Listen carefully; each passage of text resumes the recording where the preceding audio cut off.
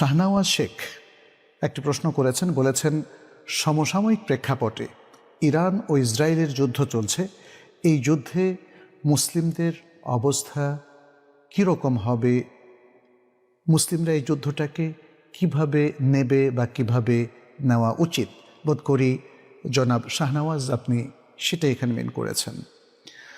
প্রশ্নটা ছোট, বাট এই প্রশ্নের উত্তরে আমার মনে হয় বেশ কিছু জিনিস আমাদেরকে হাইলাইট করতে হবে। প্রথমত, ইরান ইসরায়েলের যুদ্ধ শুরু করেছে ইসরায়েল, এবং সে যুদ্ধনীতি এবং বর্তমান বিশ্বের জাতিসংঘের সকল নীতি লঙ্ঘন করে তারা ইরানের উপর হামলা চালিয়েছে এবং ইরানের নেত্রী পর্যায়ের বা বিজ্ঞানীদের তারা হত্যা করেছে এবং তাদের উপর ব্যাপকভাবে বোমা হামলা করেছে। এভাবেই যুদ্ধটা ইসরায়েল চাপিয়ে দিয়েছে। ইরান তার উত্তর দিয়েছে। পরবর্তীতে আজকের একদম তাজা খবর হচ্ছে আমেরিকাও ইরানের উপর আক্রমণ করেছে। প্রথম কথা, এই যুদ্ধটা কি হক আর বাতিলের যুদ্ধ? এই যুদ্ধটা কি সকল মুসলিম এবং তার বিপরীত অমুসলিমদের যুদ্ধ? উত্তর হচ্ছে যে না, এই যুদ্ধটা এভাবে শুরু হয়নি। এর বিশাল একটা প্রেক্ষাপট আছে, কিন্তু যুদ্ধটা এভাবে শুরু হয়নি। বহু আগ থেকেই ইরান এবং ইসরায়েলের মধ্যে যুদ্ধের একটা অবস্থা ছিল এবং তারা একে অপরের শত্রু হিসাবে চিহ্নিত ছিল। আমাদের মধ্যে একটা জিনিস ভুল হয়ে যায়, যখন আমরা কোনো না কোনোভাবে পক্ষভুক্ত হই এবং তারপর এর সাথে আকীদা, ঈমান এসব কিছুকে জড়িয়ে ফেলি। যদিও একটু বিশ্লেষণ করলে আপনারা দেখবেন এটা আকীদার যুদ্ধ নয়, ঈমানের যুদ্ধও নয়, এটা হলো পৃথিবীর শাসকদের যুদ্ধ। এখানে একটা প্রতিপক্ষ হচ্ছে ইসরায়েল। সারা পৃথিবীকে অন্যায়ভাবে যারা শাসন করছে, আমি অন্যায়ভাবে বলছি এই জন্যে যে তারা সংখ্যায় খুব কম, কিন্তু সারা পৃথিবীর উপর তাদের দাপট তারা তৈরি করেছে নানাভাবে, নানা বাহানায়, নানা প্রোটোকলের মধ্য দিয়ে। এবং বর্তমান শতাব্দীর সবচেয়ে নৃশংস হামলাকারী হচ্ছে ইসরায়েল, যেটা আমরা প্রত্যক্ষ করলাম দীর্ঘদিন ধরে গাজায়। গাজাকে তারা প্রায় মাটির সাথে মিশিয়ে দিয়েছে। প্রতিদিন হাজার হাজার নিষ্পাপ মানুষকে তারা হত্যা করেছে। নারী, শিশু কিংবা হাসপাতালের আহতরাও তাদের এই করাল আক্রমণ থেকে রেহাই পায়নি। এ হলো ইসরায়েলের দানবীয় একটা রূপ। ইসরায়েল একে একে মধ্যপ্রাচ্যের আরও অন্যান্য রাষ্ট্রে কিংবা জায়গায় হামলা করবে, এতে আশ্চর্য হওয়ার কিছু নেই। ইসরায়েলের বিরুদ্ধে ইরান যুদ্ধ জড়ানোর কারণে তাদের যে আকীদাগত ত্রুটি আছে সেটা শুদ্ধ হয়ে গেছে, এটা বলার কোনো সুযোগ নেই। যদিও মুসলিমরা, সারা বিশ্বের সকল মুসলিম ইহুদিদেরকেই তাদের প্রধান শত্রু হিসেবে চিহ্নিত করে এবং শত্রুর পরাজয় মুসলিমদের কাছে কাম্য। কিন্তু আমরা ইরানের প্রেক্ষাপটটাও যদি দেখি, তাদের অতীত ইতিহাস কিংবা অতি সম্প্রতি সিরিয়ায় তাদের আহলে সুন্নাহ ওয়াল জামাতের বিরুদ্ধে তাদের আগ্রাসন, সেটাও কিন্তু আরেকটা বিষয়। অর্থাৎ আপনি আমি কীভাবে এই যুদ্ধটাকে নেব, মানে এই জিনিসগুলো কিন্তু এই ব্যাকগ্রাউন্ডের সাথেও রিলেটেড। মোটা দাগে আমরা যেটা দেখতে পাচ্ছি আজকাল, আমাদের অনেকেই মানে কেউ বলছেন যে তিনি শিয়া হয়ে যাচ্ছেন, মানে আকীদাকে তারা এই জায়গাটা নিয়ে এসছেন।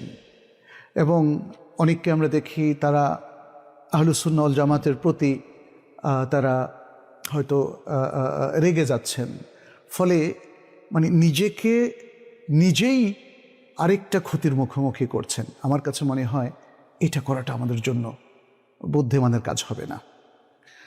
এখানে যুদ্ধের যে বর্তমান অবস্থা সারা বিশ্বে, আমরা এখানে দেখতে পাচ্ছি অনেক খারাপ লোকও সে অনেক সময় মাজলুম হতে পারে, আকীদায় বিভ্রান্ত লোকও অনেক সময় মাজলুম হতে পারে।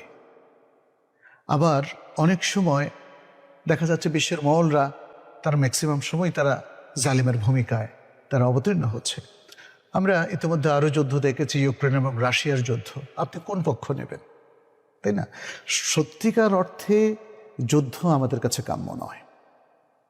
যুদ্ধ মনুষ্য সমাজের শান্তিকে বিঘ্নিত করে।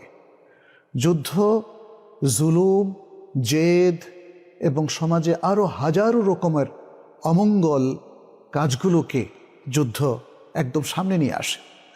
যুদ্ধের কারণে মানুষ বিশালভাবে ক্ষতিগ্রস্ত হয়, প্রিয়জনকে হারায়, বিকলাঙ্গ হয়, আহত হয়, সমাজ পঙ্গু হয়ে পড়ে, অর্থনীতি ধ্বংস হয়ে যায়।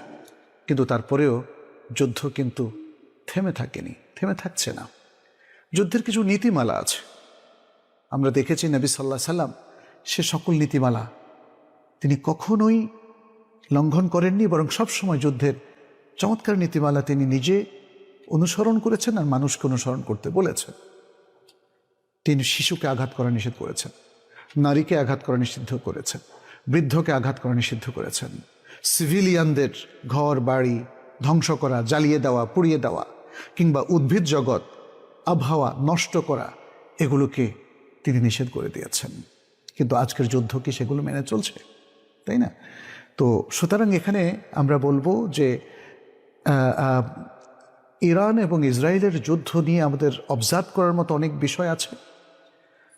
আমরা যদিও যারা দানবীয় কাণ্ড করছে তাদের ধ্বংস দেখার জন্য আমরা উন্মুখ, কিন্তু শেষ পর্যন্ত আল্লাহ কিভাবে এই মানব জাতিকে আরও পরীক্ষার মুখোমুখি করেন সেটা একটা দেখার বিষয়।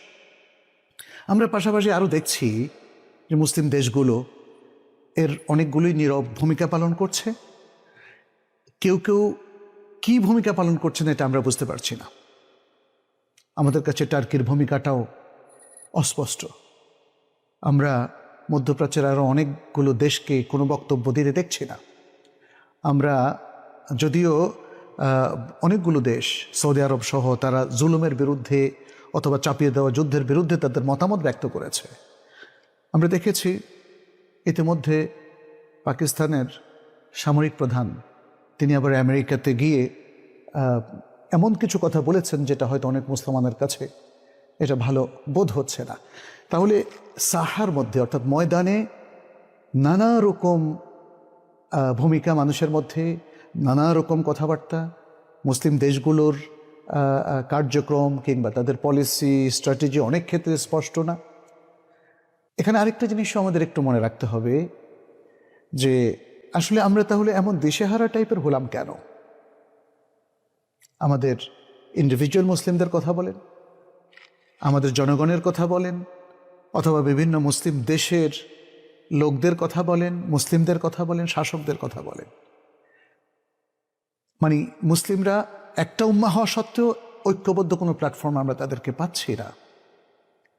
আসলে এটাই চাচ্ছে পাশ্চাত্য জগৎ, এটাই চাচ্ছে ইহুদি এবং নাসারারা, এবং তারা এই জন্যই আমাদের শিক্ষা ব্যবস্থাকে তারা প্রভাবিত করেছে, আমাদের কৃষ্টি কালচারকে তারা তাদের হাতের মুঠোয় নিয়ে নিয়েছে, এবং তাদের যে কৃষ্টি কালচার, অবাধ যৌনাচার, সমকামিতা, এবং তাদের যে night club culture, boyfriend girlfriend culture, এগুলো আমাদের বিভিন্ন মুসলিম সমাজের উপর চাপিয়ে দিয়েছে, যাতে করে আমরা আর ইসলামের উপরে ঐক্যবদ্ধ না থাকি, কোরআন সুন্নাহর উপর ঐক্যবদ্ধ না থাকি। ইতিমধ্যে মুসলিমদের মধ্যে অনেকগুলো গ্রুপ দেখেছেন, অনেক ধরনের আকীদা, প্রত্যেকেই নিজেকে জাস্টিফাই করে। যেমনটি আল্লাহ সুবহানাহু ওয়া তাআলা বলেছেন, কুল্লু হিজবিন বিমা লাদাইহিম ফারিহুন, কুল্লু হিজবিন বিমা লাদাইহিম ফারিহুন। প্রত্যেক হিজব, প্রত্যেক গোত্র, প্রত্যেক দল তারা নিজেদের কাছে যা আছে সেটা নিয়ে তারা সন্তুষ্ট, নিজেকে জাস্টিফাই করে, নিজেকে ঠিক মনে করে আর অন্যদেরকে ভুল মনে করে। যাই হোক, যে কোনো একটা ইভেন্ট, যে কোনো একটা যুদ্ধ, যে কোনো একটা আক্রমণ, যে কোনো একটা লাগালাগি, মারামারি, এ সম্পর্কে মুসলিমদের খুব তাড়াহুড়ো করে কোনো একটা পক্ষভুক্ত হয়ে যাওয়াটা উচিত না। আমরা যদিও দেখেছি ইসরায়েল ইরানের উপর আক্রমণ করেছে, কিন্তু আবার কিছুকাল আগে ইরানও তো সিরিয়াতে বাশার আল আসাদের পক্ষভুক্ত হয়ে লক্ষ লক্ষ সুন্নি মুসলিমকে হত্যার কারণ হয়ে দাঁড়িয়েছিল, তাই না? এই মুহূর্তে আসলে এত সব হিসাব কষে আমি কিংবা আপনি, আমরা কি কোনো প্রভাবক হিসাবে আত্মপ্রকাশ করতে পারবো? পারবো না। আমরা দেখছি, পর্যবেক্ষণ করছি, সর্বাবস্থায় মুসলিমকে মনে রাখতে হবে তাকে হকের পক্ষে থাকতে হবে। সারা পৃথিবীতে যদি যুদ্ধের দামামা বেজে ওঠে আর মানুষ একে অপরকে খুন করতে থাকে, বোমাবাজি করতে থাকে, আমাকে আপনাকে কি করতে হবে? আমাকে আপনাকে এক আল্লাহর প্রতি ঈমানকে ধরে রাখতে হবে। তৌহিদের প্রতি আমাদের যে শ্রদ্ধা, তৌহিদকে আঁকড়ে যে ধরার জরুরত, সেটা আমাদেরকে প্রতিপালন করতে হবে। আমাদেরকে মনে রাখতে হবে আমাদের প্রথম কাজ হচ্ছে নিজেকে, নিজের পরিবার পরিজনকে জাহান্নামের আগুন থেকে বাঁচানো। অহেতুক তর্কের মধ্যে জড়িয়ে এবং অহেতুক আলতু ফালতু কথাবার্তা বলে পক্ষভুক্ত হয়ে একদল আরেক দলকে গালিগালাজ করে এর মধ্যে কোনো কল্যাণ নাই। আমি আমাদের দর্শক ভাই বোনদেরকে বলবো, মাথা ঠান্ডা রাখুন, অবজার্ভ করুন, আর নিজের ঈমানকে হারাবেন না, বিশুদ্ধ আকীদাকে বর্জন করবেন না। কার প্রতি অভিমান করে আপনি শিয়া হয়ে যাবেন বলেন তো? কার প্রতি অভিমান করে আপনি তাওহীদ থেকে বের হয়ে যাবেন, আহলে সুন্নাহ ওয়াল জামাতের আকীদা থেকে বের হয়ে যাবেন?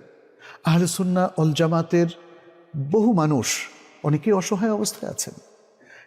মানে কেউ কেউ যদি আপনি মনে করছেন চুপ করে আছেন, হয়তো উনি চুপ করে নেই। আর চুপ করা মানে কি? আর চুপ না করা মানে কি? এটাও তো একটা ব্যাখ্যা বিশ্লেষণের দাবি রাখে। আজকে যারা ফেসবুকে অনেক গরম গরম কথা বলছেন, তারা কি তাহলে যুদ্ধের কোনো একটা পার্ট? তারা কি যুদ্ধ করছেন? তারা কি যুদ্ধের পক্ষভুক্ত কোনো ব্যক্তি? না। আমি আশা করব ইরান ইসরায়েলের এই যুদ্ধকে নিয়ে, অবশ্যই যুদ্ধকে আমরা ঘৃণা করব, জুলুমকে আমরা ঘৃণা করব।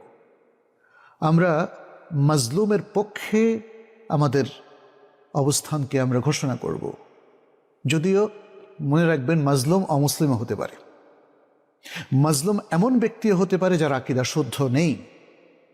এটা মানবিক কারণে, এটা মানবিক কারণে। গাজাতে যখন ইহুদিদের হাতে মুসলিমদের এই হত্যাকাণ্ড, জেনোসাইড হয়েছে, আমরা তাদের প্রত্যেকের, এই মাজলুমদের পক্ষে আমাদের কথা বলেছি। কিন্তু আমরা তো যারা নিহত হয়েছে এদের প্রত্যেকের আকীদাকে তো আমরা খুঁটিয়ে দেখার অথরিটি না। এটা আল্লাহ দেখবেন, আল্লাহ দেখবেন। সুতরাং যে জিনিসটা আসলে আমাদের দেখার বিষয় নয়, সেটা নিয়ে আমরা অযথা ঝগড়া বাগবিতণ্ডা করে, পক্ষভুক্ত হয়ে একে অপরকে তুচ্ছ তাচ্ছিল্য করে, আবার নিজেরা রাগ করে গিয়ে বিশুদ্ধ আকীদা, আহলে সুন্নাহ ওয়াল জামাতের আকীদা এবং দল থেকে বের হয়ে গিয়ে আমাদের কোনো কল্যাণ নেই। আমাদের কল্যাণ হচ্ছে নিজের অবস্থানকে হকের উপর সুদৃঢ় রাখা এবং হকের পক্ষে যারা আছে পৃথিবীব্যাপী, তাদের পক্ষে নিজেদের অবস্থানকে দৃঢ়ভাবে ব্যক্ত করা। অনেক জায়গায় এরকম আছে যখন আমরা ঠিক বুঝতে পারি না কি করা উচিত, আমরা হুকুম দিতে পারি না, কারণ ওইটার পুরো তসবির, পুরো রূপরেখা আমাদের কাছে নাই। আরবিতে একটা কথা হচ্ছে, আল হুকমু আলা শাইইন ফারউন আন তাসাউরিহি। কোনো জিনিসকে ভালোভাবে বুঝলেই হুকুম দেওয়া যাবে, যদি ভালোভাবে বোঝা না যায় তাহলে কিসের ভিত্তিতে আপনি হুকুম দেবেন? কিসের ভিত্তিতে আপনি পলিসি মেক করবেন? কিসের ভিত্তিতে আপনি স্ট্র্যাটেজি তৈরি করবেন? সেজন্যই আমরা অনেক মুসলিম দেশগুলোকে কিংকর্তব্য বিমূঢ় হিসাবে দেখতে পাচ্ছি। যদিও মনে রাখবেন, উম্মাহ যদি তাদের আইডেন্টিটি এটাকে স্পষ্ট করে তুলতে না পারে, আমরা প্রত্যেক মুসলিম হককে যদি স্পষ্ট করে তুলতে না পারি, তাহলে হকের পক্ষে আমাদের অবস্থান দুরূহ হয়ে পড়বে। মনে রাখবেন, আমরা যদি নিজেদের মাথা ঠান্ডা রাখতে না পারি, আমরা যদি বুদ্ধিবৃত্তিক সিদ্ধান্ত গ্রহণ করতে না পারি, আমরা যদি কোরআন সুন্নাহর পক্ষে নিজেদেরকে সার্বক্ষণিকভাবে দাঁড় করাতে না পারি, তাহলে পৃথিবীতে যেখানে যাই ঘটুক না কেন আমাদের কোনো কল্যাণ হবে না। আর যদি আমরা হকের পক্ষে থাকি, তাহলে কল্যাণ শেষ পর্যন্ত আহলুল হকের পক্ষেই থাকবে। আর আপনারা তো জানেন যে যুদ্ধ তো শুধুমাত্র যে শিয়া এবং ইহুদিদের মধ্যে হয়েছে এমনটা না, খ্রিস্টানদের মধ্যে যুদ্ধ হয়েছে। তাই না? হিটলার ও ইহুদিদের বিরুদ্ধে যুদ্ধ করেছিল, বিশাল হত্যাকাণ্ড। যুদ্ধ মানেই হচ্ছে হত্যার পর হত্যা। তো এই জিনিসগুলো মানবতার জন্য ভালো নয়। মানুষের উচিত হচ্ছে শান্তিপূর্ণভাবে সব কিছুর সমাধান, যেমনটি আমাদের রাসূল সাল্লাল্লাহু আলাইহি সাল্লাম করেছিলেন।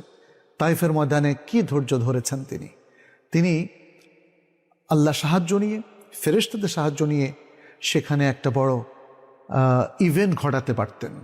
কারণ ফেরেশতা এসে বলেছিলেন, এই জনপদের লোকেরা আপনাকে রক্তাক্ত করেছে, আপনি চাইলে আল্লাহ এখানে ভূমিকম্প দিতে পারেন, পাহাড়কে উল্টে দিতে পারেন।